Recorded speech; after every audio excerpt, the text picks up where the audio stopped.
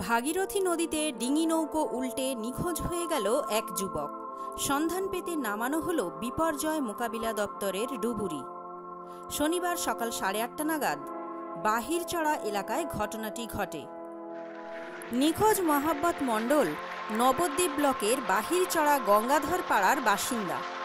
এদিন সকালে বাহিরচড়ার উত্তরপাড়া ঘাট থেকে একটি ছোট ডিঙি নৌকোয় ওই যুবক 3-4 জনের সঙ্গে নদীর ওপারে যাচ্ছিল ঘাস কাটতে। সেই সময় ভাগীরথীর মাঝামাঝি হঠাৎ ডিঙি নৌকোটি উল্টে যায়। 3 জন কোনো রকমে সাঁতরে পাড়ে উঠতে পারলেও মহাব্বত মণ্ডল তলিয়ে যায়। এরপর খবর পাঠানো হয় নবদ্বীপ থানা ও জেলা বিপর্যয় মোকাবিলা দপ্তরে। নদীতে ডুবুরি নামিয়ে শুরু হয় খোঁজ।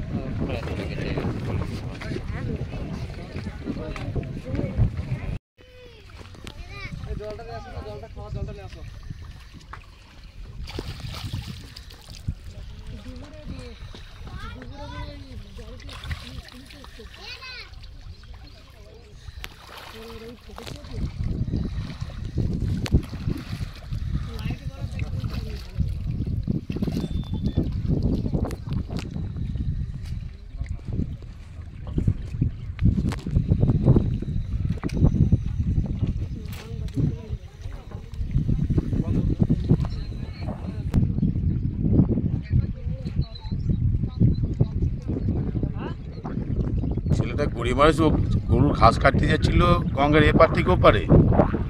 এই গঙ্গার মাঝামাঝি ওই ডুঙি ডুবি হয়ে ছেলেটা তলিয়ে যায়। আচ্ছা, তারপরে বিপর্যয় টিম এসে খোঁজাখুঁজি করছে। গ্রামের মানুষ, খুব গরিব মানুষের ছেলে বলে গ্রামের মানুষ প্রচুর গঙ্গার ধারে সব খাতার দিয়ে দেখতে এসেছে। তার মানে পাশে দাঁড়ানোর চেষ্টা করছে। আমরাও এসেছি তার পাশে দাঁড়ানোর। সকাল কটার সময় ডুবেছে? 8:30-9টার দিকে। আর বিপর্যয় মোকাবিলার টিম কখন এসেছেন? প্রায় ঘন্টাখানিক আগে এসেছে, মানে 1-1.5 ঘন্টা 2 ঘন্টার মতো পরে এসেছে।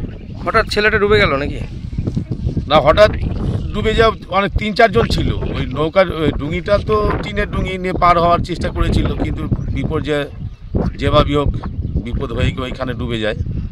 বাকি 3 জন উঠে পড়েছে, আর উঠতে পারেনি। আর ছেলেটির নাম কি বলতে পারবেন? মহাব্বত মণ্ডল। আচ্ছা, আপনার নাম? ফৈজুল শেখ। ছেলেটি আপনার কে হয়? তাওইয়ের ছেলে। ওটা পাশের বাড়ি নাকি? গ্রাম পাড়ার। বয়স কত হবে? 17-18।